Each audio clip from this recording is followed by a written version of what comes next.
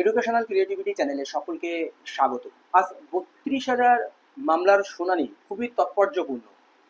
এই শুনানিতে আজকে কিন্তু কোর্টের মধ্যে বারবার ঝামেলা হচ্ছিল, অ্যাডভোকেটদের মধ্যে কথা কাটাকাটি হচ্ছিল, আপনারা দেখেছেন। তো প্রথমে যিনি বলছিলেন অ্যাডভোকেট সৌম্য মজুমদার, উনি গতদিনও বলেছিলেন ওনার শুনানিতে উঠে এসেছে যে যারা বঞ্চিত তাদের চাকরি হবে। 2009-এর মডেলের কথাও ওখানে উঠে এসেছে।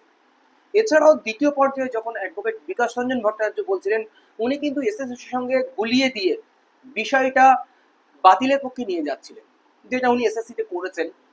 তো এখন বিষয় হলো আজকের এই শুনানিতে কি কি হয়েছে, পয়েন্ট টু পয়েন্ট আপনাদের সঙ্গে আলোচনা করব। প্রথমে শুনানি প্রথম পর্যায়ে শুনানি শুনানি আজ একটু দেরিতেই শুরু হয়, 2:20 শুরু হয়েছিল।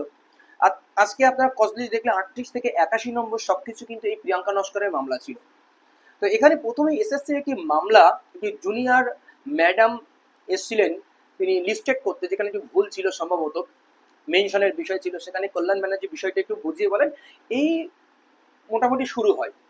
তো প্রথমে আজকের যে মূল ৩২,০০০ মামলায় কি হলো, প্রথমে যিনি সৌম্য মজুমদার বলেন যে সলিউশন, আপনি সলিউশনের কথা বলছিলেন, জজকে বলছেন আজকে আমি রেডি হয়ে এসেছি, পুরো সলিউশন আজকে নিয়েই কথা বলবো, সলিউশন কি রয়েছে, এই হচ্ছে বিষয়। তারপরে ট্রেন মনিটরিং এর কথাটা উঠে আসে, even train not aptitude test, এটা নিয়ে শুরু হয়। তারপরে ক্যান অ্যাকসেপ্টের বিষয় উঠে আসে, সেখানে কল্যাণ ব্যানার্জি অপোজ করে, অ্যাডভোকেট কল্যাণ ব্যানার্জি ক্যান অ্যাকসেপ্টের ব্যাপারটি, এবং বলা হয় যে কস্ট টাইটেল পুরোটাই আবার পরিবর্তন করতে হবে, কস্ট টাইটেল পরিবর্তন করাটা খুবই ভাইটাল বিষয় বা খুব কঠিন ব্যাপার। এই সমস্ত কথাবার্তা আলোচনা হয় এবং আজকে দুটি দিনের বিষয় নিয়ে উনি আলোচনা করেন। সৌম্য মজুমদার মূলত 23শে সেপ্টেম্বর 2022 এবং 29শে নভেম্বর 2022 যে ব্রেকআপ মার্কস প্রকাশিত হয়েছিল সেখানে। তো অর্ডার হয়েছিল কত, সেপ্টেম্বর 23, 2022। সেই দিন কোর্ট অর্ডার দিয়েছিল ব্রেকআপ মার্কস সহ লিস্ট প্রকাশ করতে। যে ব্রেকআপ মার্কস সহ লিস্ট প্রকাশিত হয়েছিল, সেই ব্রেকআপ মার্কস এরর ফ্রি নয় বা সেখানে কিছু অ্যানোমালিস রয়েছে, সেটা অ্যাডভোকেট তুলে ধরেন। স্টিল নাও সেটা এখনো ঠিক করা হয়নি এবং পশ্চাৎপরে একটি নোটিশ দেয় যে আমরা এই লিস্ট পরবর্তীতে সঠিক করে বা এরর ফ্রি লিস্ট কিন্তু আমরা ওয়েবসাইটে আপলোড করব। সেই লিস্ট এখনো আসেনি বা সেটা এরর ফ্রি হয়নি, স্টিল নাও এখনো সেটা ভুল রয়েছে। এরপরে অ্যাডভোকেট আরেকটি কথা বলেন যে প্যানেলের কোনো ফাইনালিটি নেই, যেখানে 16,500 রিক্রুটমেন্ট শুরু হয়ে গিয়েছিল, তারপর পরেই 2020-তে যেটা 16,500 রিক্রুটমেন্ট শুরু হয়ে গেছে, ওদিকে 42,000 প্যানেলের কোনো ফাইনালিটি হয়নি। জজ বলছেন এটি লিস্ট নট প্যানেল, এটা লিস্ট নট প্যানেল, প্যানেল নয়, এটা ব্রেকআপ মার্কস। জাস্ট এটা জজ একে বলেন, জজ ব্যাপারটা বুঝতে পারছিলেন না যে প্যানেল এবং লিস্ট বা ব্রেকআপ মার্কসের সঙ্গে এটা বিতর্ক দিয়ে পাশে বসেছিলেন সিনিয়র অ্যাডভোকেট বিকাশ রঞ্জন ভট্টাচার্য, উনি একটু বিস্তারিত বলেন এবং উনি বুঝতে পারেন যে জজ বিষয়টি বুঝতে পারেন। এরপরে জজ জিজ্ঞেস করেন আপনার পরবর্তী পয়েন্ট কি সৌম্য মজুমদারের নিকট। তো সৌম্য মজুমদার শুরু করেন যে অ্যাপটিটিউড টেস্ট নিয়ে আমি কথা বলবো, aptitude test guideline not follow, এরকম বিষয়টি উঠে আসে, বা অ্যাপটিটিউড টেস্টে কোনো গাইডলাইন ছিল না, এটা চলে আসে, যার পুরনো কথা, আমি পুরনো কথা নিয়ে আপনাদের সঙ্গে বলবো না। আরেকটি কথা, প্যানেল পাবলিশ করা হয়নি, পাবলিক ডোমেইনে প্যানেল পাবলিশ করা হয়নি, এটা সম্পূর্ণ করা উচিত ছিল। আরেকটি সবচেয়ে গুরুত্বপূর্ণ পয়েন্ট, শিক্ষক শিক্ষিকাদের পক্ষে ডিলে বা ল্যাচেস গ্রাউন্ডটাকে, মামলাটাকে, রিপিটিশনটাকে দুর্বল করে দেওয়ার চেষ্টা করছিলেন শিক্ষক শিক্ষিকাদের পক্ষ থেকে। কিন্তু আজকে সৌম্য মজুমদার একটি গুরুত্বপূর্ণ কথা তুলে ধরেন, যিনি ব্রেকআপ মার্কস প্রকাশ থেকে শুরু করেন। ব্রেকআপ মার্কস প্রকাশিত হয় যেখানে 2022 সালে, রিট পিটিশনাররা ব্রেকআপ মার্কস প্রকাশিত হওয়ার পরে জানে যেখানে চরম দুর্নীতি হয়েছে বা আমরা বঞ্চিত হয়েছি, তারপরে তারা কোর্টে আসে, সেই জন্য এখানে ডিলে গ্রাউন্ডটা এখানে দুর্বল, ডিলে গ্রাউন্ডে এই রিট পিটিশনটি দুর্বল হতে পারে না। সৌম্য মজুমদার শিক্ষক শিক্ষিকাদের যে ডিলে গ্রাউন্ডের ওটাকে অপোজ করে এটা বলেন। বিষয়টা হচ্ছে যে এবার এসএসসি ডিলে গ্রাউন্ড ছিল, কিছু হয়নি, এসএসসি ও রিকাস্ট হচ্ছে, রিপ্যানেল হচ্ছে, পরীক্ষা হচ্ছে, ইত্যাদি ইত্যাদি বিষয় উঠে আসে। তারপরে সবচেয়ে ভাইটাল পয়েন্ট এই শুনানি চলে আসে, যেটি নর্থ 24 পরগনার ক্ষেত্রে নিহার রঞ্জনের যে অর্ডার, যেখানে বলা হয়েছে ফিউচার ভ্যাকান্সি দিয়েও নিয়োগ করতে হবে, যেটি বলা হয় 2009-এর model, justice Rajasekhar Mantha court number 13 থেকে সেই 2009-এর মডেলের কথা চলে আসে, যে এখান থেকে বঞ্চিতদের, রিপ্রিশনদের চাকরি।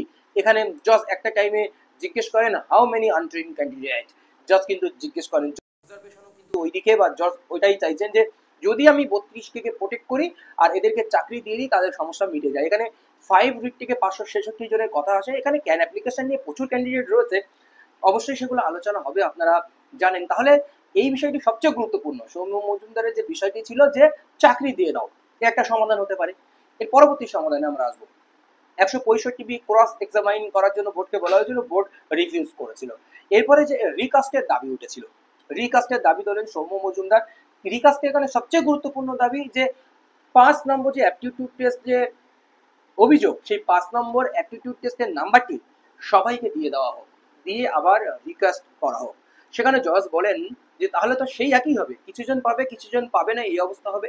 এবার কথা বলেন যে ট্রেন ক্যান্ডিডেটও এখানে রয়েছে। ট্রেন্ডের 5-15, এবার ট্রেন্ড ক্যান্ডিডেট ওঠে, এই ট্রেন্ডের 5 মার্কস লাগবে না, 5 মার্কস ট্রেন্ডের লাগবে না। ট্রেন্ডে অলরেডি 15 মার্কস পে অ্যাহেড, মানে এগিয়ে, তাহলে ট্রেন কোয়ালিফিকেশনের জন্য এইচএস এর এখানে উদাহরণ দেন বিচারপতি যে পরিস্থিতি, তখনকার পরিস্থিতি এখনকার পরিস্থিতি এক নয়। কেউ যদি উচ্চ মাধ্যমিক দেন, তখন এখান থেকে সৌম্য মজুমদারের পক্ষ থেকে বলেন যে আমরা ফ্রেশ চাইছি না, আমরা 2016 রেস থেকে কিন্তু চাইছি। আজ কিন্তু দেখেছেন আপনারা, জজেরা খুব আলোচনা করছিলেন এই বিষয়টি নিয়ে যে কিভাবে এটা সমাধান করা যায়, এবং মার্কস ডিউটি ডিস্ট্রিবিউশন, যে ডেটের মার্কস ডিস্ট্রিবিউশন নিয়ে কিন্তু কথা ওঠে। এবার ট্রেন ক্যান্ডিডেটের কথা আবার উঠলে, জাস্ট ট্রেন ক্যান্ডিডেট কথা আবার তোলেন, তখন উনি বলেন চলুন আমরা 8/5 সেই 2016 রিক্রুটমেন্ট রুলসটা দেখে নিই, তাদেরকে আগে দেওয়া হবে, তারা যদি কোনো রকমের শূন্য পায় তাদেরকে বাদ দেওয়া। ট্রেন নিয়ে তাদের কোনো অভিযোগ নেই, তারা স্পষ্টভাবে কিন্তু তুলে ধরেন।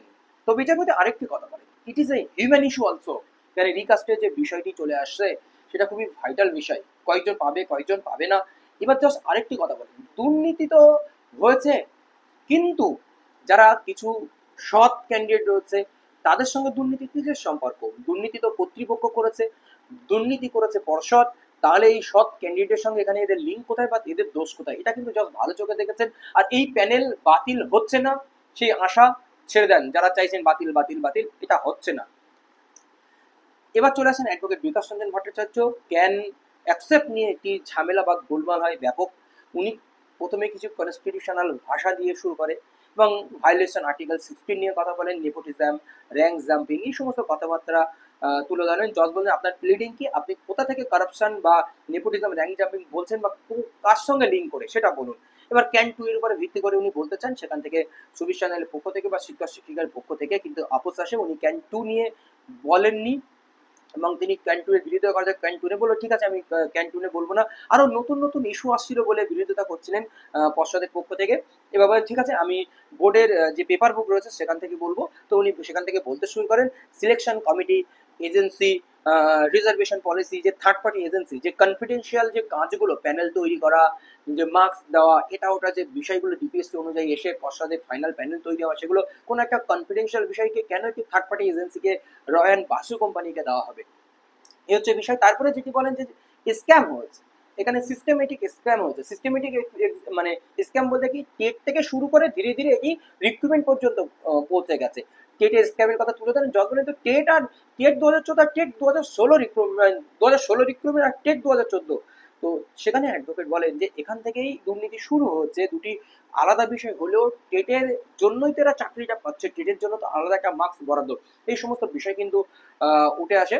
আর বলেন যে ইন্টারভিউ এর টেট রেজাল্ট প্রকাশিত হয়, ইন্টারভিউ এর জন্য অ্যাপ্লিকেশন শুরু হয়, একাধিক ক্যান্ডিডেট ইন্টারভিউ এর জন্য আবেদন করে, সেখান থেকেই কিন্তু শুরু হচ্ছে কারাপশন। তারপরে একটি অ্যাডভোকেট বিকাশ রঞ্জন ভট্টাচার্য একটি আরটিআই কপি দেখান রয়্যাল বাসু কোম্পানির, সেখানে বিষয় তুলে ধরেন এবং বাংলায় সেটা লেখা রয়েছে, হুগলি 240 জন কি 260 জনের বিষয়টি উঠে আসে এবং বিলো মার্কের নিচে যে বিলো মার্ক রয়েছে তারা চাকরি পেয়েছে সেই সমস্ত উঠে আসে। এবং সুবীর সান্যাল একটি বিষয়, এটা ডকুমেন্টস দেখানো নিয়ে ঝামেলা শুরু করেন যে affidavit not connect to the matter, affidavit কোনো কানেকশন নেই, এই সমস্ত বিষয় উঠে আসে। এবং কোর্ট রয়্যাল বাসু কোম্পানির গৌতম মুখার্জিকে ডাকা হয়েছিল, সেখানে কোর্ট ডেকেছিল, সেই বিষয়ে উঠে আসে এবং টেট 2014 দুর্নীতি বিষয় তোলার চেষ্টা করেন। এবং শেষ পর্যন্ত আমরা গিয়ে দেখি যে অ্যাডভোকেট বিকাশ রঞ্জন ভট্টাচার্য উনি এসএসসি জাজমেন্টের দেখানো শুরু করেন এবং এসএসসির সঙ্গে এই প্রাইমারির সমতা বজায় রেখে তিনি সম্পূর্ণ প্রাইমারিটাকে এসএসসির মতো করতে চেয়েছিলেন বা তিনি চাইছেন ওটাই হোক। যাই হোক, এই হচ্ছে আজকের বিষয়। তারপরে ক্যান অ্যাকসেপ্ট নিয়ে খুব গুরুতর একটি ঝামেলা তৈরি হয় যে এই ক্যান শুনবো না, ওই ক্যান শুনবো না, ফার্স্ট টাইটেল চেঞ্জ করতে হবে, শেষের দিকেও ঝামেলায়, প্রথম দিকে ক্যান, আজকে মাঝখানে মাঝখানে বেশ ঝামেলা জড়িয়ে যায় মানে অ্যাডভোকেটের মধ্যে। ঝামেলা বলতে তর্ক বিতর্ক, ওটা ঝামেলা বলে না। এরপরে ডেট আপনারা জানেন যে 22শে সেপ্টেম্বর পরবর্তী ডেট দিয়েছেন, ওদিনও বিকাশ রঞ্জন ভট্টাচার্য বলবেন, ওনার এখনো কনক্লুড হয়নি। এই হচ্ছে একটি বিষয়। তো যাই হোক, গত দিনগুলোতে যে বিষয়গুলো উঠে এসেছে বিকাশ রঞ্জন ভট্টাচার্য সেই বিষয়গুলোকে আরো সুন্দর করে কনস্টিটিউশন মানে একটু সুন্দর করে ভাষায় তুলে ধরার চেষ্টা করছিলেন। আর উনি চাইছেন সবসময় সবকিছু বাতিল হয়ে যাক, এটা যে প্রথম থেকে চেয়েছেন আজও চাইছিলেন। আর ওদিকে আমরা সৌম্য মজুমদারের পক্ষ থেকে, অ্যাডভোকেট সৌম্য মজুমদারের পক্ষ থেকে আমরা যেটা দেখেছি রিপ্যানেল বা রিকাস্টের বিষয়, সেগুলো উনি তিনি সহানুভূতির সঙ্গেই তুলে ধরেছেন।